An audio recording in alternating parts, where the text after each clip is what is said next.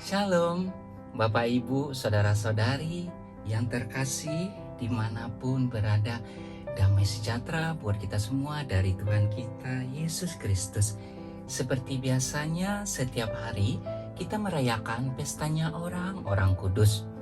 Hari ini hari Kamis tanggal 3 Maret tahun 2022 kita merayakan pestanya Santa Catherine Drexel.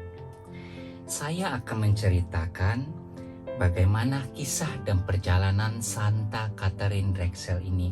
Dengarkan ya Bapak Ibu Saudara-saudari yang terkasih. Santa Catherine dilahirkan di Philadelphia, Pennsylvania, Amerika Serikat pada tanggal 26 November tahun 1858. Ibunya meninggal dunia ketika ia masih bayi. Ayahnya kemudian menikah lagi dengan seorang wanita mengagumkan yang bernama Emma.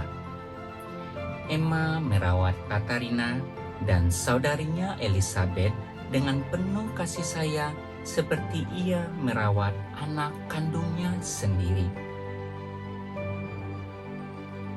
Ketika Katarina tumbuh dewasa, ia menjadi gadis Katolik yang aktif. Ia murah hati dengan waktu, tenaga, serta uangnya. Ia sadar bahwa gereja mempunyai banyak kebutuhan.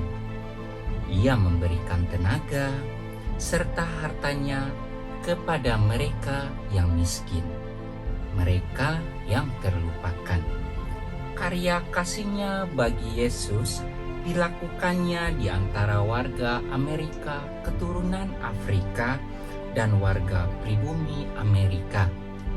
Pada tahun 1891, Katerina membentuk sebuah komunitas religius yang disebut Suster-Suster dari Sakramen Maha Kudus. Sejak itu Katerina dikenal sebagai Mother Katerina. Para biarawati dalam kongregasinya memusatkan hidup mereka pada Yesus dalam Ekaristi. Mereka membaktikan diri dengan segala cinta serta bakat-bakat mereka.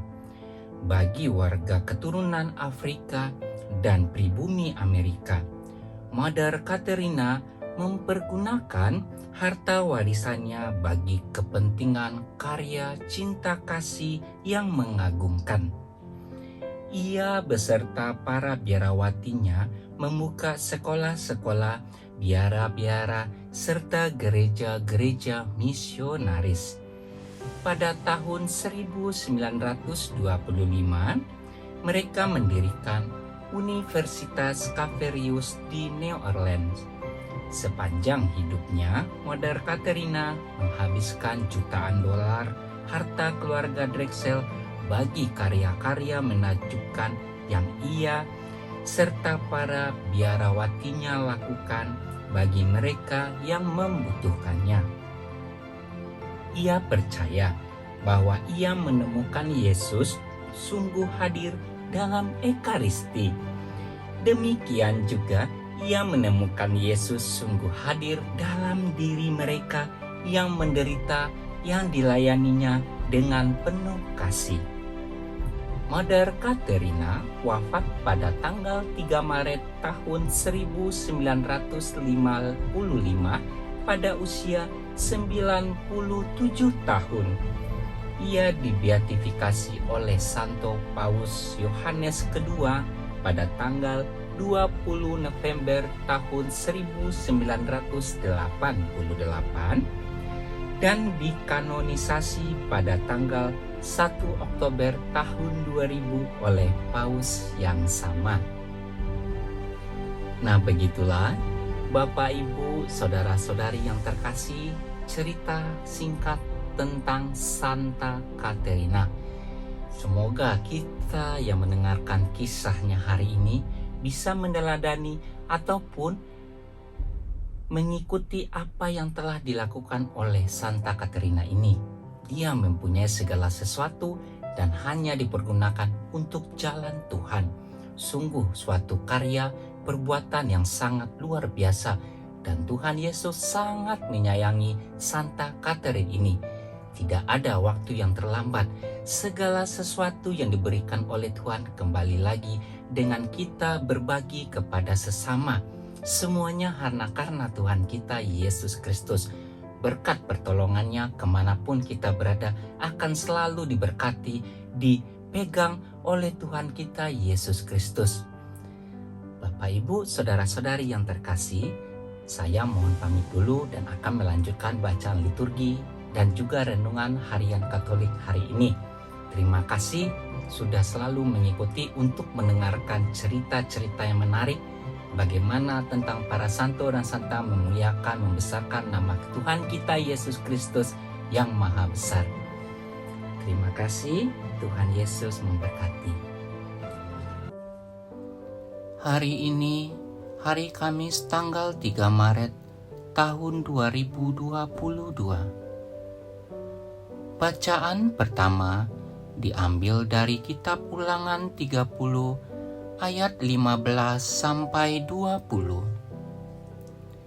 Di padang gurun di seberang sungai Yordan, Musa berkata kepada bangsanya, "Ingatlah, pada hari ini aku menghadapkan kepadamu kehidupan dan keberuntungan, kematian dan kecelakaan. Karena pada hari ini aku memerintahkan kepadamu untuk mengasihi Tuhan Allahmu dengan hidup menurut jalan yang ditunjukkannya, dan berpegang pada perintah, ketetapan, serta peraturannya. Dengan demikian, engkau hidup dan bertambah banyak dan diberkati oleh Tuhan Allahmu di negeri yang kau masuki untuk mendudukinya.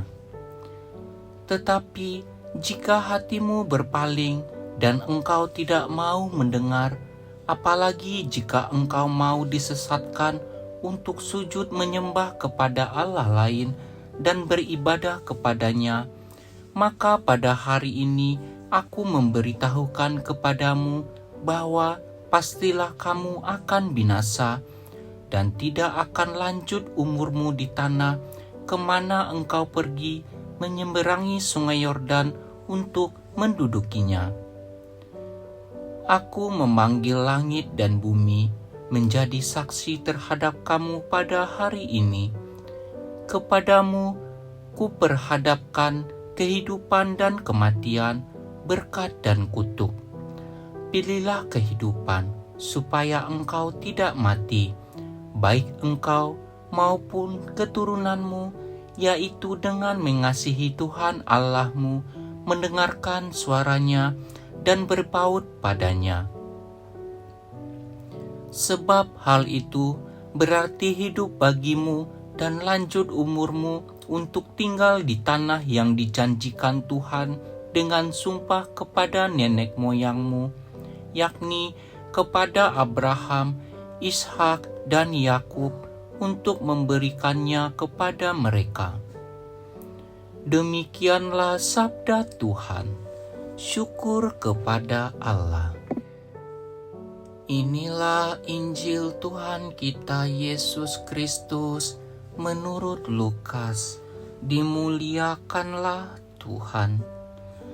Bacaan Injil diambil dari kitab Lukas 9 ayat 22 sampai 25. Sekali peristiwa, Yesus berkata kepada murid-muridnya bahwa Anak Manusia harus menanggung banyak penderitaan dan ditolak oleh tua-tua, imam-imam kepala, dan ahli-ahli Taurat, lalu dibunuh.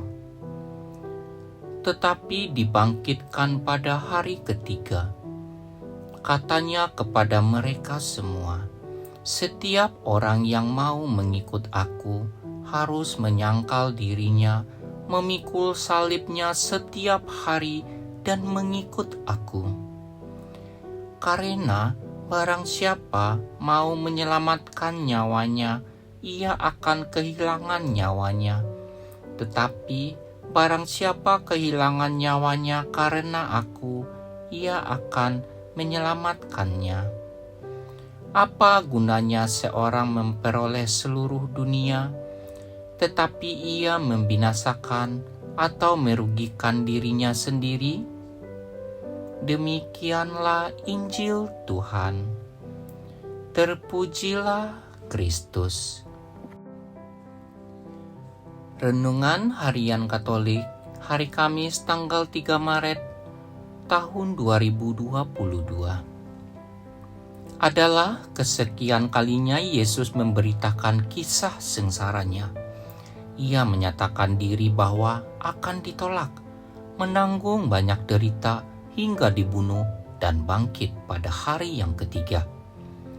Banyak orang di antara kita memilih cara hidup dan tindakannya hanya mengikuti keinginan dan kemauan pribadi seenaknya sendiri. Sehingga hidup bersama kacau balau, terjadi pertengkaran yang mengarah ke permusuhan atau penceraian pasangan suami istri. Setiap orang punya tanggung jawab untuk menyangkal diri, memikul salib, dan mengikuti Yesus. Apapun latar belakang dan situasi orang itu, ketika kita menyangkal tanggung jawab atas kebiasaan buruk kita, pantang dan puasa dapat menjadi sarana untuk menyangkal diri. Marilah kita mohon kekuatan dari Tuhan, agar kita mampu untuk terus menyangkal diri dan memikul salib kita. Kita diingatkan untuk menyangkal diri dan memikul salibnya setiap hari. Artinya, kita dipanggil untuk setia pada panggilan dan tugas pengutusan kita masing-masing, antara lain mentaati dan melaksanakan aneka tata tertib yang terkait dengan panggilan dan tugas pengutusan. Para suami istri hendaklah mentaati janji perkawinan sampai mati. Sebagai imam dan brother serta suster, hendaklah mentaati janji imamat atau kaul. Sedangkan sebagai yang telah dibaptis, marilah kita taati janji baptis. Semoga demikian. Amin.